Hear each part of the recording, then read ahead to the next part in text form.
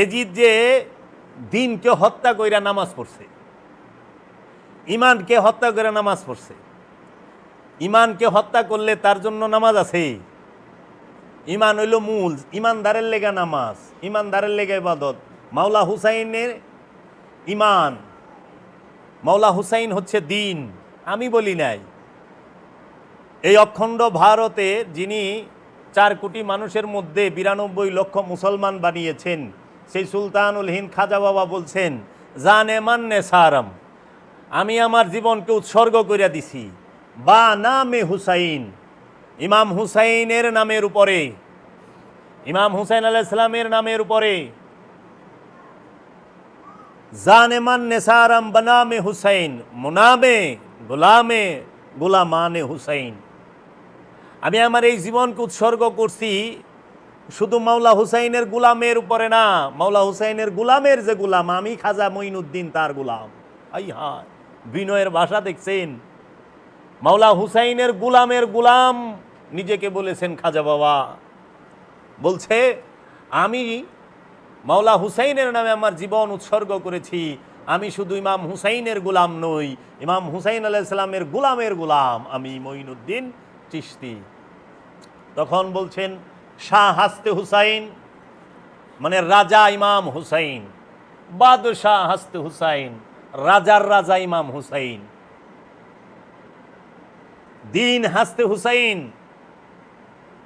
স্বভাবই হইল মাওলা হুসাইন, ধর্মই হইল মাওলা হুসাইন, দিনই হইল মাওলা হুসাইন, দিনে পানা হাসতে হুসাইন। এই ধর্মের সাহায্যকারী, দিনের সাহায্যকারী, আশ্রয়দাতা, দিনের আশ্রয়দাতাই হচ্ছে মাওলা হুসাইন। দিন যার কাছে আশ্রয় নিছে, মাওলা হুসাইন।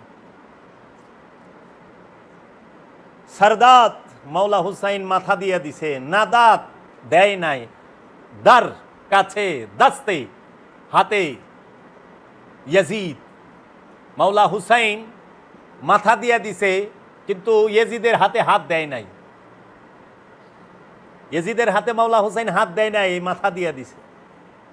কারণ মাওলা হুসাইন হচ্ছে সত্যের প্রতীক, মাওলা হুসাইন হচ্ছে হকের প্রতীক, মাওলা হুসাইন হচ্ছে ইমানের প্রতীক, মাওলা হুসাইন হচ্ছে রসুলের নূরের প্রতীক, মাওলা হুসাইন হচ্ছে আল্লাহর হাবিব মুহাম্মদ সাল্লাল্লাহু আলাইহি ওয়াসাল্লামের নূরের আওলাদ, মাওলা হুসাইন হচ্ছে মহানবীর আওলাদ, মহানবীর কলিজার টুকরা, নূরের নয়নের নূর, হৃদয়ের ধন, নয়নের পুতুলি।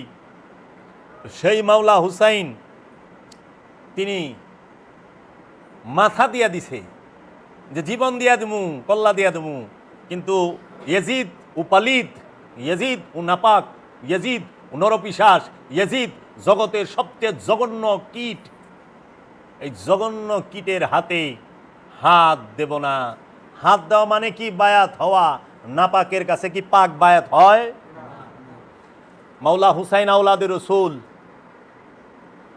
আর এজিদ হলো জাক্কুম গাছের ফল, জাহান্নামের বৃক্ষের ফল। জাহান্নামী বৃক্ষের ফলের কাছে হক বায়াত নিতে পারে? কারণ সমস্ত কিছু মাওলা হুসাইন আলাইহিস সালামের গোলাম, মাওলা আলীর গোলাম, মাওলা মুহাম্মদ সাল্লাল্লাহু আলাইহি ওয়াসাল্লামের গোলাম। এই জগতে যাহা কিছু আছে, গোলামের কাছে আকা মুরিদ হয় কেমনে, বায়াত হয় কেমনে? তাই মাওলা হুসাইন মাথা দিছে। এই জালিম যখন, এজিদ জালেম বুঝে নাই যে ওইটা মাওলা হুসাইন, তখন মাওলা হুসাইন কি করলো? সারদাত নাদাত দাস্ত দার দাস্তে ইয়াজিদ, হাক্কা কে বেনায়ে, সত্যের বেনাই হচ্ছে লা ইলাহা হাসতে হুসাইন। সত্যের বেনাই লা ইলাহা ইল্লাল্লাহর বুনিয়াদি হচ্ছে মাওলা হুসাইন। এই মাওলা হুসাইন আলাইহিস সালাতু ওয়াস সালামকে আল্লাহর হাবিব ভালোবাসতেন। মাওলা হুসাইন আলাইহিস সালাতু ওয়াস সালাম তিনি আগমন করেন আল্লাহর হাবিবের কন্যা মা ফাতেমার গর্ভে এবং মাওলা আলীর ঘরে। আল্লাহর হাবিব যখন মক্কা থেকে মদিনা হিজরত করেন, এই মক্কা থেকে মদিনায় হিজরতের সময় 14 দিন সময় লাগে। কত বছর বয়সে হিজরত করেন? মহানবী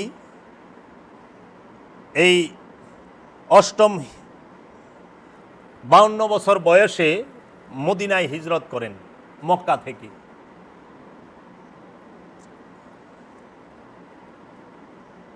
অষ্টম হিজরিতে আল্লাহর রসুল মক্কা বিজয় লাভ করেন। একটা হলো হিজরি, একটা হলো খ্রিস্টাব্দে সন।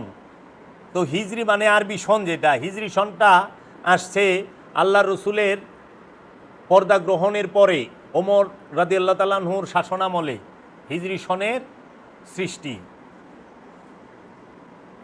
আমরা যদি খেয়াল করি যে আল্লাহর রসুল 610 খ্রিস্টাব্দে নবুয়ত প্রকাশ করেন। কত খ্রিস্টাব্দে? 610 খ্রিস্টাব্দে আল্লাহর রসুল নবুয়ত প্রকাশ করেন। আর এই মাওলা হুসাইন আলাইহিস সালাতু ওয়াস সালাম তিনি তাহার আবির্ভাব হয় হিজরি সনে শাবান মাসে 4 হিজরি, মানে 625 খ্রিস্টাব্দে পৃথিবীর বুকে মাওলা হুসাইন আগমন করেন এবং 10ই মহরম 61 হিজরি তথা 683 খ্রিস্টাব্দে শাহাদাত বরণ করেন। মোট 57 বৎসর হায়াতে জিন্দিগিতে এই পৃথিবীর বুকে মাওলা হুসাইন আলাইহিস সালাম ছিলেন। মাওলা হুসাইন আলাইহিস সালামের আবির্ভাব কত সালে হয়? 625 খ্রিস্টাব্দে। আর মাওলা হুসাইন আলাইহিস সালামের শাহাদাত হয় 683 খ্রিস্টাব্দে। হিজরি তৈল 61 হিজরি, মহরম মাসের 10 তারিখ। কত হিজরির? 61 হিজরির। এই 61 হিজরিতেই মুয়াবিয়া মারা যায়। মুয়াবিয়া মারা যাওয়ার পরে মুয়াবিয়ার ছেলে এজিদকে সে রাজা বানায় থুয়া যায়। ইসলামী ইতিহাসে আল্লাহর রসুল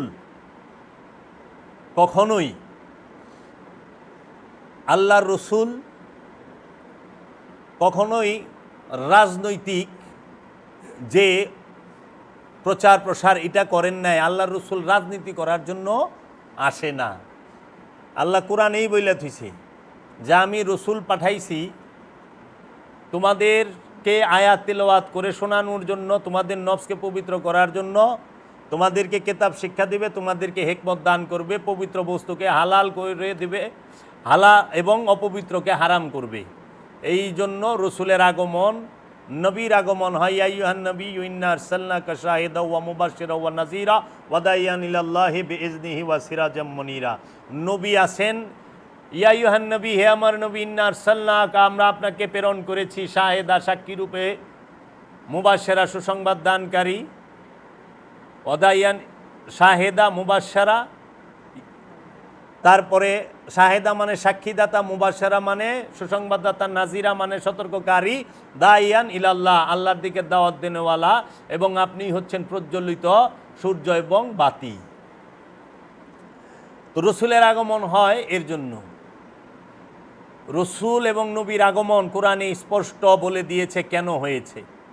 যাহারা কোরআনকে বাদ দিয়ে নিজের স্বার্থ হাসিলের জন্য, উদ্দেশ্য হাসিলের জন্য উমাইয়া আব্বাসিয়াদের বানানো হাদিস দিয়ে প্রমাণ করতে চায় রসুল রাজনীতি করতে এসেছেন, রসুল রাজনীতি করতে চেয়েছেন, রসুল রাষ্ট্র গঠন করেছেন, তাহাদের ওইটা বলার মানে হইল তাহারা রসুলের দোহাই দিয়া, কি ধর্মের দোহাই দিয়া ক্ষমতায় যাইবার চায়। ইসলামের ভিতরে রাজনীতি নাই, কিন্তু রাজনীতির মধ্যে ইসলাম আছে, থাকে। কারণ অনেক রাজনীতিবিদ ধর্মভীরু হয়, খোদাভীরু হয় এবং ধার্মিক হয়, সচ্চরিত্রের অধিকারী হয়। রাষ্ট্র পরিচালনা, একটা রাষ্ট্রে জাতি, ধর্ম, বর্ণ নির্বিশেষে বিভিন্ন ধর্মের, বিভিন্ন গোত্রের, বিভিন্ন জাতের মানুষ থাকে। তো যাহারা বলেন যে ইসলামী শরিয়ায় রাষ্ট্র চালাবেন, তারা কিভাবে হিন্দুর উপরে ইসলামী শরিয়া চালাইব। এর জন্য রাষ্ট্রের জন্য ধর্ম না, ওটা হলো এজিদের লেগা। এজিদ কয় রাষ্ট্রের জন্য ধর্ম, আর আল্লাহর রসুল কইছে ব্যক্তির জন্য ধর্ম। ধর্ম হইল ব্যক্তির, কারণ রাষ্ট্রের মধ্যে অনেক কিছু আছে, মানুষ আছে, জিন আছে, পশু পাখি, গাছপালা, তরুলতা সব আছে। এখন রাষ্ট্রের জন্য যদি ধর্ম হয় তাহলে তো সবাইরে ধর্মর ভিতরে আনন্দ লাগবো।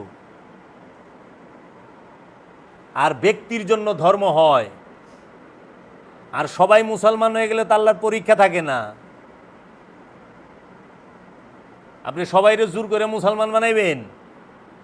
আল্লাহ যে কইল আমি যাকে খুশি তাকে হেদায়েত দেই, আমি যাকে খুশি তাকে পথভ্রষ্ট করি, আমার ইচ্ছা ছাড়া একটা মানুষও হেদায়েত পাবে না, এবং একটা মানুষ মৃত্যুবরণও করবে না। তাহলে এই আয়াতগুলার কি হবে? এই মবিয়াই কাম করলো। কি করলো? ধর্মের দোহাই দিয়া খেলাফত, আল্লাহর রসুল কি করলেন? দিন প্রচার করলেন। আল্লাহর রসুল কখনোই কারোর উপরে যুদ্ধ করতে যায় নাই। আল্লাহর রসুল যুদ্ধ এড়ানোর জন্য মক্কায় তার পিতা, বাপ দাদার সহায় সম্পদ, পৈতৃক সম্পদ ফালাই থুইয়া রক্তপাত চায় না, এর জন্য মদিনায় গেল 600-700 মাইল দূর। এই মদিনায় আবার এরা গেছে রসুলের হত্যা করার লেগে। এরা রসুলের উপরে হামলা করছে, রসুল কারোর উপরে যায় হামলা করে নাই। কারণ রসুল সার্বজনীন, রসুলের কাছে সবাই নিরাপদ। রসুল তো মুনাফেকরও তার সাথে রাখছে। রসুলের সাথে মুনাফেক থাকে নাই, তো সূরা মুনাফিকুন নাজিল হইল কেমনে? মুনাফেকেরা নামাজ পড়ে, কোরআনেই আছে, খেয়াল করেন। মুনাফেকেরা সলাতে দাঁড়ায় অলস ভরে, মুনাফেকরাও নামাজ পড়ে, কোরআন কয়ে দিচ্ছে, কোরআনের আয়াত। তো এই মহানবীর এই দিন, মহানবীর ইন্তেকালের পরে খোলাফায়ে রাশেদিন যারা খলিফা হইলেন, তারা একের পর এক সেই দিন প্রচার এবং রাষ্ট্রের উন্নয়ন, অবকাঠামোর উন্নয়ন করলেন। যখনই মহানবী এই খোলাফায়ে রাশেদিনের 30 বছর শেষ, এই যেরকম আমার এখানে আছে, মহানবী 8ম হিজরিতে মক্কা বিজয় করেন। কত হিজরিতে মক্কা বিজয় লাভ করে? 8ম হিজরিতে। 10ম হিজরিতে মহানবী হজ পালন করেন। কয় হিজরিতে মক্কা বিজয়? 8ম, 2 বছর পরে বিদায় হজ 10ম হিজরিতে। 10ম হিজরির 18ই জিলহজ ঈদে গাদির, মাওলায়াত এবং রেসালাতের যে আপনার প্রকাশ এবং মাওলায়াত ও রেসালাতের যে ঘোষণা, সেটা 10ম হিজরির 18ই জিলহজ গাদিরে খুমে অনুষ্ঠিত হয়।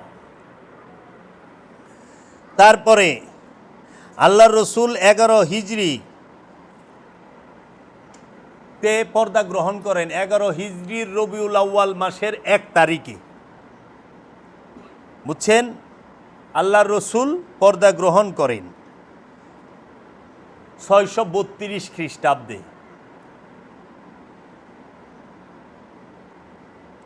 এবং এই 11 হিজরিতেই মা ফাতেমাও শাহাদাত বরণ করেন। এই 11 হিজরিতেই রসুল যে বছর ইন্তেকাল করছে রবিউল আউয়াল মাসে, রবিউল সানি, জামাতুল্লাহ, জামাতুল সানি, রজব, শাবান, রমজান, জিলকদ, জিলহজ, এই 8 মাস থাকে আল্লাহ রসুলের ইন্তেকালের পরে। কিন্তু আল্লাহ রসুলের ইন্তেকালের 6 মাসের ভিতরে 11 হিজরিতে মা ফাতেমা শহীদ হয়। মা ফাতেমা কত হিজরিতে শহীদ হয়? 11 হিজরিতে। কারা করে? মা ফাতেমাকে শাহাদাত করে একদল পথভ্রষ্ট এই রসুলের সাহাবী। তারাই মা ফাতেমার ঘরে গেছিল মাওলা আলীকে গ্রেফতার করে আনার জন্য। ওইখানে ধস্তাধস্তিতে আঘাতে মা ফাতেমা শাহাদাত বরণ করে। কত হিজরিতে? 11 হিজরিতে।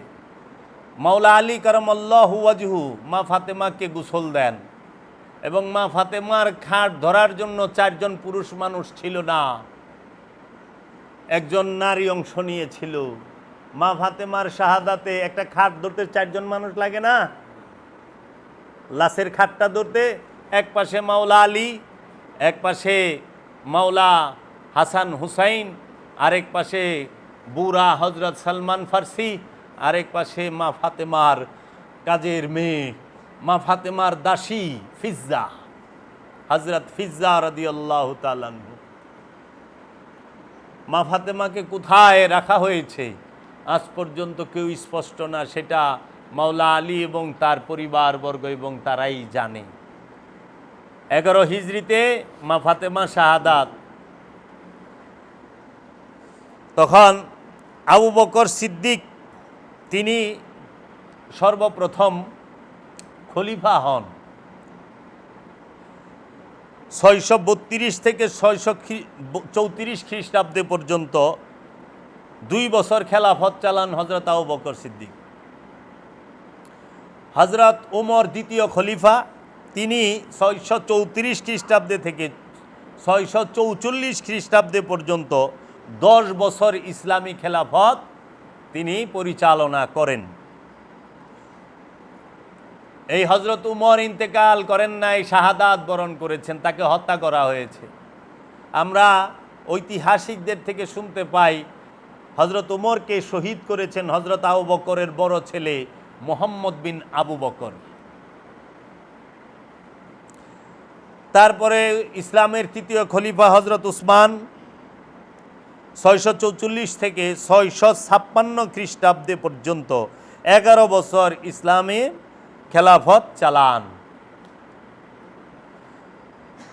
হজরত উসমানের শাহাদাতের পরে হজরত উসমানকেও হত্যা করা হয়েছে।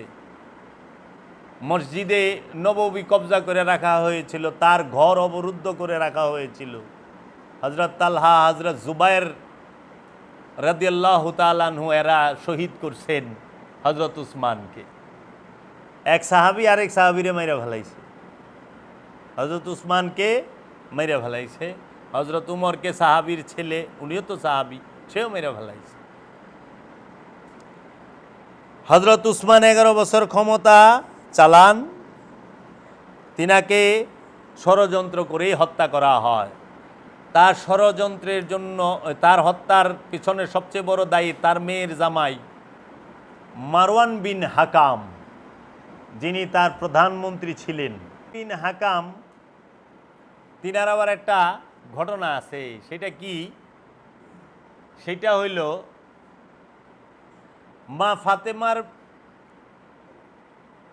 মা ফাতেমাকে মহানবী একটি বাগান লিখে দিয়েছিলেন, তাকে বলা হয় ফদক, বাগে ফিদাক। এই বুখারী শরীফে হাদিস আছে, বাগে ফিগাত। এই ফদক বাগানটি হজরত আবু বকর সিদ্দিক ক্ষমতায় বৈশাই বাজেয়াপ্ত করে, মানে ক্রোক কইরা লয়ে যায় সে। তখন মা ফাতেমা গেছিলেন হজরত আবু বকর সিদ্দিকের যে আছে খলিফার যে দপ্তর, সেই অফিসে, সেই দপ্তরে 4 ঘন্টা পর্যন্ত মা দাঁড়ায় ছিলেন মা ফাতেমা। হজরত আবু বকর সিদ্দিক বলছেন মা ফাতেমাকে, আমরা শুনি এবং কিতাব থেকে পড়ি যে কোরআনের সূরা আহজাবের আয়াতটা 56 নম্বর আয়াতটা দেখাই দিয়েছে, মা কানা মুহাম্মাদুন আবা হাদিম মির যালিকুম ওয়ালাকির রাসূলুল্লাহ ওয়া খাতামান নবিয়্যিন। মুহাম্মদ কোনো পুরুষের পিতা না, কোনো পুরুষের পিতা না, সে নিঃসন্তান। এই কথা বইলা দিছিল, নাউজুবিল্লাহ মিন যালিক। তখন মা কান্না করিয়া দিছিলেন মা ফাতেমা। আমি বাবাকে জিজ্ঞেস করব। তিনি কোনো লেখা দেওয়া যায় না, কারণ তিনি এটা সবার বাইতুল মালের যাইব। মা সেইখান থেকে ফেরত আসছে কান্না করতে করতে। তার সম্পদ এই ফদক ছিল মা খাদিজাতুল কুবরা। এই মা খাদিজার সম্পদটা তার মায়ের সম্পদ তাকে দিছে, কারণ মা খাদিজার গর্ভে একজনই কন্যা, সে হইল সাইয়েদানা মা ফাতেমাতুজ জহরা। অনেকে এইটালে বিতর্ক করে রসুল সাল্লাল্লাহু আলাইহি সাল্লামের 4 কন্যা, 2 কন্যা বিয়া দিছে হজরত উসমানের কাছে, যাকে বলা হয় জিন্নুরাইন। কিন্তু গবেষণা করলে এবং ইতিহাস ঘাটলে দেখা যায় যে এই যে 3 কন্যা আরও, এরা মহানবীর পালিত মেয়ে, মা খাদিজাতুল কুবরার বোনের মেয়ে এরা। মা খাদিজাতুল কুবরা তাদেরকে লালন পালন করতেন, পালক মেয়ে, পালক মেয়ে। তাই তাদেরকে আল্লাহর রসুল তো রাহমাতাল লিল আলামিন মেয়ের মর্যাদা দিছিল। তার জন্য কোনোদিনও রসুল বলে নাই যে এরা আমার মেয়ে না, মেয়ের মর্যাদাই দিছে। আরবিয়ানরা বাবা কইলে খুব খুশি হয়, আরবের রীতি অন্যরকম, বাচ্চাদেরকে খুব আদর করে পালে, অন্যের বাচ্চারেও পালে। তো অনেকে জিজ্ঞেস করছে এইরকম, আমাকে একজন আমাদের এলাকারও জ্ঞানী মানুষ জিজ্ঞেস করছে, আপনি যেই কথাটা বললেন আমার সাথে আপনি একটু দ্বিমত থাকতেই পারে। আপনি যে বললেন মা ফাতেমা রসুলের একমাত্র কন্যা, আমি বলছি মা ফাতেমা তুজ জহরা আলাইহিস সালাতু ওয়াস সালাম আল্লাহর রসুলের ঔরসের রক্তের ব্লাডের একমাত্র কন্যা, মা খাদিজার গর্বের, মা খাদিজার গর্বের। তো মা খাদিজার গর্বের, আপনি বসেন, আনলে ওইদিকে যায় বসেন, মা খাদিজার গর্বের একমাত্র কন্যা। এখন বলে যে না আরও তো আছে। ওই তো জিজ্ঞেস করছি, আপনি দুনিয়ায় একজন পীর সাহেব বাইর করেন, যারা নিজেদেরকে পীর বলে দাবি করেন, যে তাহারা বলুক যে আপনি যে তারা জিজ্ঞেস করেন আপনি সৈয়দ, আপনারা তো সৈয়দ লেখেন না, হ্যাঁ অলি না, তো অলি কার ঘর থেকে আসছেন আপনারা? আপনারা নবীর যে বংশধর, কার ঘর থেকে আসছেন? দেখবেন নাম কইব আমরা তো আসছি মাওলা হাসান হুসাইনের বংশধর থেকে, আমাদের পূর্বপুরুষ সব নবী বংশে। যেমন বাংলাদেশে অনেক নবী বংশের লোক পাওয়া যায়, বলে আমরা নবী বংশের এত নম্বর পুরুষ আমরা। জিজ্ঞেস করেন আপনারা কি হজরত উসমানের ঘর থেকে আইছেন? কব না না না, আমরা মাওলা হাসান হুসাইনের বংশধর। ও তাহলে আরও যে মেয়েরা আছে ওই ঘরেও তাওলাদ আছে, এদের একটু নামটা বলেন তো। যেই কথা জিগায় তারই জিগান যে ওনাদের নাতি নাত করে নাম বলেন, কয়ে পারবো না। আচ্ছা দেওবন্দি বড় বড় আলেম যারা নিজেদেরকে নবী বংশ বলে দাবি করে, হুসাইন ইবনে মাদানি, তারে জিজ্ঞেস করেন যে আপনি কার ঘর থেকে আসছেন, নবীর যে বংশ। এও কইব আমরা মাওলা হাসান মাওলা হুসাইনের ঘর থেকে, হজরত হুসাইন রাদিয়াল্লাহু তাআলা হাসান রাদিয়াল্লাহু তাআলার ঘর থেকে, আমাদের পূর্বপুরুষ তারা। তাহলে মা ফাতেমার ঘরেই তো যায় সবাই। ওহাবিও কয় আমি মা ফাতেমার ঘর থেকে আইছি, কিন্তু এজিদের প্রেম দেয় হৃদয় বুঝাই। মাওলা হুসাইনের এত নাম্বার বংশধর, নবীর বংশধর, নবীর বংশ তো মাওলা হুসাইন মাওলা হাসান থেকে আসছে, অন্য কেউর ঘরের থেকে আইলে তো নবীর বংশ হয় না। তাহলে নবীর বংশ যদি হন, দাবি করেন অমুকেরে, দাবি করেন মাওলা হুসাইনের ঘরের থেকে আপনি আসছেন, আবার এজিদরে রাদিয়াল্লাহু তাআলা আনহু কোন কেমনে হয়? এজিদের ঘর থেকে তো অলি হয় না। এজিদের ঘর থেকে অলি হয়? এজিদের ঘর থেকে অলি হওয়ার কোনো চান্স আছে না। এজিদের ঘর থেকে মৌলভী সাহেব হয়, কারণ ওই যে কিছুক্ষণ আগে বাবা জাহাঙ্গীরের লিখিত এই কিতাবটি পড়ো, ফকিরের গোপনেরও গোপন কথা এখানে পাইবা, যে ইয়েজিদ এবং এই কারবালাও মবিয়া, এই বইটা পড়া দেখবেন। এই 2টা বই পড়েন, বাবা জাহাঙ্গীরের লিখিত, সৈয়দ গোলাম মুর্শেদ সাহেবের লিখিত বিষাদ সিন্ধু পড়েন, অনেক কিছু পাবেন। শরীফুল ইনসান পড়েন, পাবেন। আপনি দেখেন 70,000 মসজিদ নির্মাণ করছে কে? মবিয়ার আমলে 70,000 মসজিদের 70,000 ইমাম একসাথে জুমার খুতবায় আলে রসুলরে গালি দিত। আচ্ছা, আমরা তো আহলে সুন্নাত ওয়াল জামাত, আমরা সুফি, আমরা আল্লাহর ওলির প্রেমিক, তাই না? আহলে সুন্নাত ওয়াল জামাত, আহলে সুন্নাত ওয়াল জামাত আছেন, ওয়াহাবিরা আছে। জুমার যে খুতবা পড়ে, এই জুমার খুতবার মধ্যে ওয়াহাবি, খারিজি যারা, তারা কি পড়ে? আল হাসান ওয়াল হুসাইন শাবাবে আলিল জান্নাহ পড়ে না? তাইলে অন্য মেয়েদের নাতিনাত করে নাম কয় না কে? মাওলা হাসান হুসাইনের নাম কয় কে? এই খুতবা লিখলো কি? মাওলা হাসান হুসাইন যে নবীর নূরের বংশ, এটা তো আমরা খুতবায়ও পাই। আল হাসান ওয়াল হুসাইন শাবাবে আলিল জান্নাহ ও ফাতেমাতু সাইয়্যিদাতুন নিসাই আহলিল জান্নাহ, তাই না? অন্য 3 মেয়ের নাম কন্যাকে। ও হাবি, আপনারা যারা আমাদেরকে বলেন যে আপনি যেই কথা, তা খুতবার মধ্যে অন্য 3 মেয়ের নাম লিখলেন না কেন? আল্লাহ রসুলের অন্য 3 মেয়ের ঘরের নাতিনাতকুরের নাম লিখলেন না কেন? কেন মা ফাতেমার নাম বললেন, মাওলা আলীর নাম বললেন, আর অন্য 3 খলিফার নাম বললেন, এবং মাওলা হাসান হুসাইন এবং মা ফাতেমার নাম বললেন নাকি গো বাবা? এর লেগা কই যে রসুল সাল্লাল্লাহু আলাইহি ওয়াসাল্লামের 4 কন্যার মধ্যেই 3 জনই পালিত ছিলেন। কারণ আল্লাহর রসুল সাল্লাল্লাহু আলাইহি ওয়াসাল্লামের আমরা যদি জীবনীটা গবেষণা করি, আমরা দেখব মহানবী 27 বৎসর পর্যন্ত মা খাদিজার সাথে ঘর সংসার করছে, দ্বিতীয় কোনো স্ত্রী গ্রহণ করে নাই। মহানবীর যে দ্বিতীয় স্ত্রী, সেও মা খাদিজার সেম এইজের, বয়সের। তারপরে যে মহানবীর কাছে আইনা হযরত আবু বকর সিদ্দিক তার মেয়ে মা আয়েশাকে এখানে সেবা করার জন্য দিয়ে যান, বিবাহ দেন। মহানবীর স্ত্রীগণ মুমিনদের মা। এই মহানবী তার চাদরের ভিতরে মা ফাতেমাকে নিলেন, মাওলা আলীকে নিলেন, মাওলা হাসান মাওলা হুসাইনকে নিয়ে বললেন, রব্বুল আলামিন এই হইল আমার বংশ, আমার আহলে বাইত।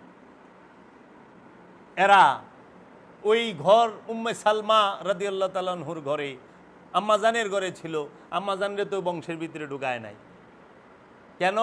স্ত্রী বংশ হয় না কোনোদিন, স্ত্রী কোনোদিন বংশ হয় না, বংশ হয় আওলাদ। বুঝছেন? আমার ছেলের স্ত্রী আমার বংশ হবে না, আমার ছেলে আমার বংশ হবে। এই বিষয়গুলো জানতে হবে। স্ত্রী বংশ হয় না, আওলাদ বংশ হয়। এর জন্য দেখো মাওলা আলীকে সহ নিছে, আওলাদ সহ, এরা আমার বংশ। এই মাওলা আলী আলাইহিসসালাতু ওয়াসসালাম 656 থেকে 661 খ্রিস্টাব্দে মোট 4 বছর ক্ষমতা থাকেন।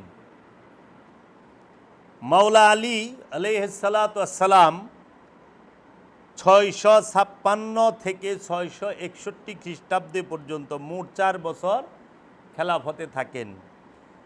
এরপরে মাওলা হাসান 661 থেকে 6 মাস ইসলামী খেলাফতে থেকে এই যে খোলাফায়ে রাশেদিন কি হইল আপনারা দেখেন, 2 বছর আর 10 বছর কত হয়?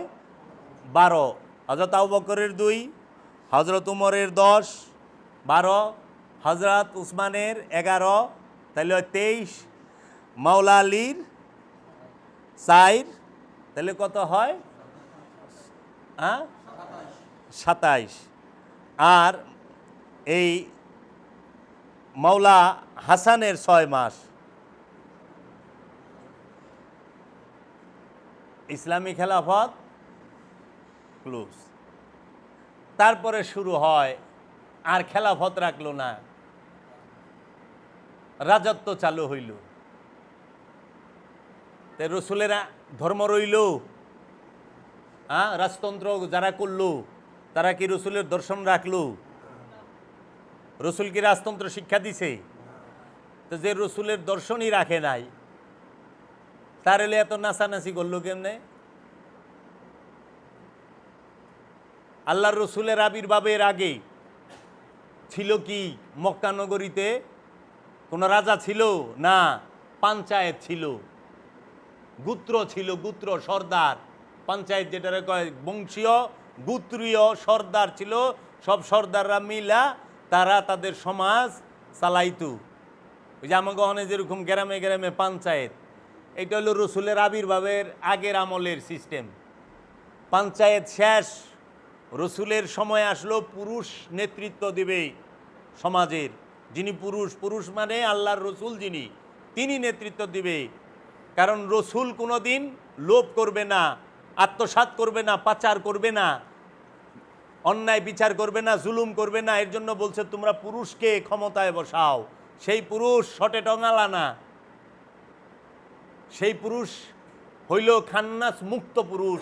যে নফস খান্নাস রূপী শয়তান মুক্ত, কামনা মুক্ত, সেই ব্যক্তি ক্ষমতায় আইলে রাষ্ট্রের অবকাঠামোর উন্নতি হবে, জনগণের উন্নতি হবে, অর্থনৈতিক উন্নতি হবে, অল্প সময়ে অনেক উঁচুতে চলে যাইব।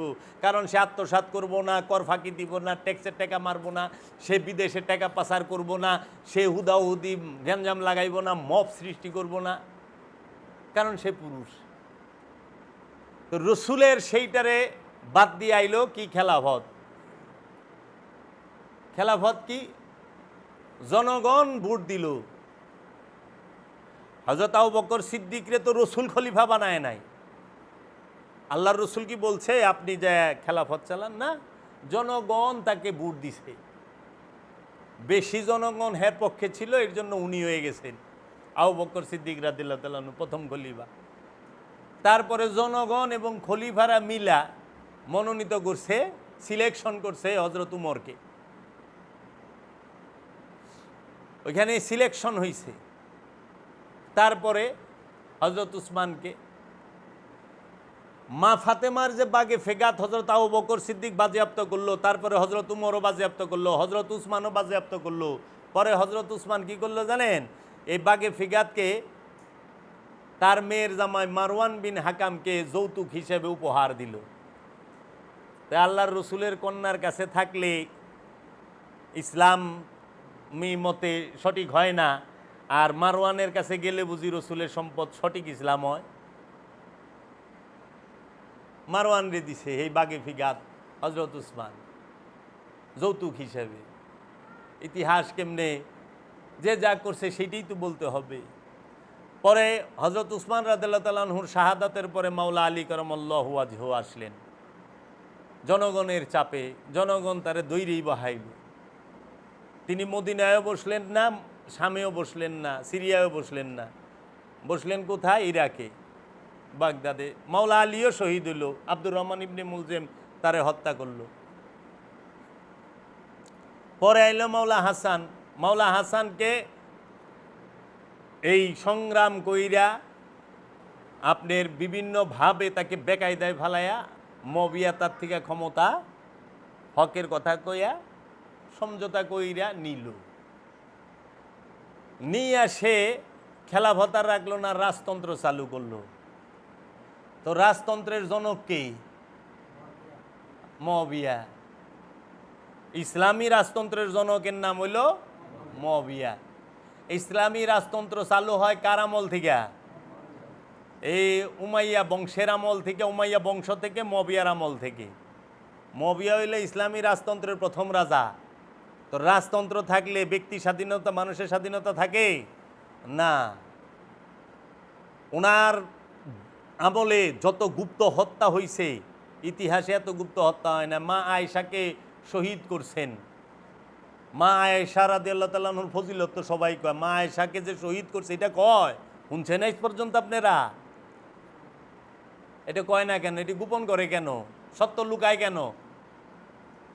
মানুষে জানাইবেন না? মা ফাতেমারে শাহাদাত করছেন, লুকাইছেন। মা আয়েশারে শাহাদাত করছেন, লুকাইছেন। কে করলো সেগুলো লুকান, কেন লুকান? তার মধ্যে তো দাল মে কুছ কালা হ্যায়। তো যাই হোক, মবিয়া ক্ষমতায় আইসা সে চিন্তা করলো একবার যখন উমাইয়া গাতে ক্ষমতা আইসা আর আমরা রাজা হইছি ইহ জিন্দিগি তার ক্ষমতায় যাবে দুম না ইমন পুক্ত করুম। তো সে ক্ষমতা চালায়া তার ক্ষমতা আমলে উনি অনেক কিছু করছেন এবং ক্ষমতা আরোহণের আগেও করছেন। দেখেন মবিয়া এমন একজন মানুষ যে আল্লাহর রসুলের বিরুদ্ধে 27টা যুদ্ধে অস্ত্র ধরে খাড়ায় রয়েছে। এটা কি আপনার জানা আছে না নাকি জানা নাই? 27টা যুদ্ধে মক্কা বিজয় যে করলো আল্লাহর রসুল অষ্টম হিজরিতেও মবিয়া, আবু সুফিয়ান, মবিয়ার মায় এরা অস্ত্র লয়ে খাড়ায় রয়েছে।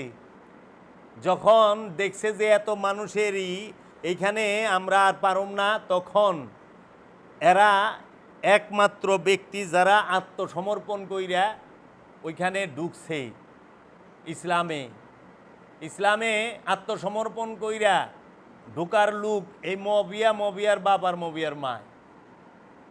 আর নইলে বেশিরভাগই মোহব্বত করে ঢুকছে, গ্রেফতার করায় ঢুকায় নাই। কারণ দেখছে যদি কলেমা না পড়ি কল্লাও কাটবো, তারপরে মালও যাইব, সম্পদও যাইব। ওর থেকে আপাতত যাই, পরেরটা পরে দেখা যাইব নি। তো রসুলের বিরুদ্ধে 27টা যুদ্ধের নেতৃত্ব দিছে আবু সুফিয়ান আর মবিয়া। আবার ইসলামে ঢুকার পরে রসুলের ইন্তেকালের পরে সিফিনের যুদ্ধে হেই মবিয়া খাড়া রয়েছে মাওলা আলীর বিরুদ্ধে অস্ত্র লইয়া। সেই মবিয়াই দাঁড়ায় রয়েছে নাহওয়ানের যুদ্ধে মাওলা আলীর বিরুদ্ধে অস্ত্র লইয়া। সেই মবিয়াই দাঁড়ায় রয়েছে মাওলা হাসানের বিরুদ্ধে অস্ত্র লইয়া। দেখছেন এমন একজন প্লেয়ার যে রসুলের বিরুদ্ধে অস্ত্র ধরে খাড়ায় রয়েছে, যে মাওলা আলীর বিরুদ্ধে অস্ত্র ধরে খাড়ায় রয়েছে, যে মাওলা হাসানের বিরুদ্ধে অস্ত্র ধরে খাড়ায় রয়েছে। তারপরেও তিনি বলে অনেক মহান লোক, মহান মানুষ, ভালো, যাদের কাছে মহান তাদের কাছে থাক। কারণ যে তাহলে সত্য কে? আল্লাহর রসুল সত্য, মাওলা আলী সত্য, মাওলা হাসান সত্য, বাতেল মবিয়া